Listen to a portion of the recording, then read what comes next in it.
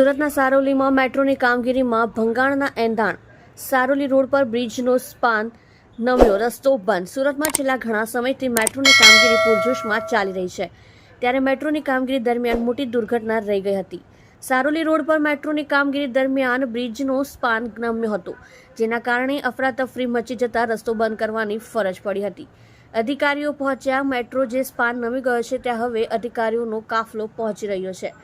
સુરત શહેરનો ખૂબ જ મહત્વાકાંક્ષી પ્રોજેક્ટ પૈકીનો એક મેટ્રો પ્રોજેક્ટની કામગીરીને લઈને છેલ્લા ઘણા સમયથી અનેક પ્રશ્નો સર્જાઈ રહ્યા છે. મેટ્રોની કામગીરી દરમિયાન ટેકનિકલ રીતે ખૂબ મોટી બેદરકારી સામે આવી રહી છે. મેટ્રોને જે સ્પાન છે તે એક તરફ નમી ગયો છે, તેના કારણે આ ગમે ત્યારે ધરાશાયી થવા તેવી શક્યતા છે. સ્પાનના સળિયા છે તે પણ સ્પષ્ટ દેખાઈ રહ્યા છે. વિપક્ષે ઉઠાવ્યા સવાલ.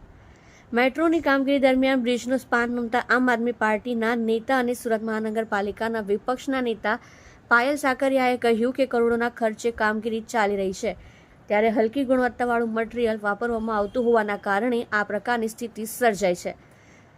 Traffic divert.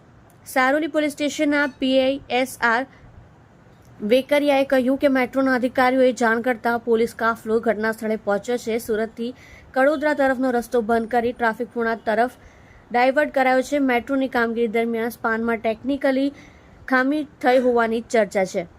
Reporter SL Syed સાથે કેમેરામેન સંદીપભાઈ બોરસે. તમે જોઈ રહ્યા છો live India today news channel.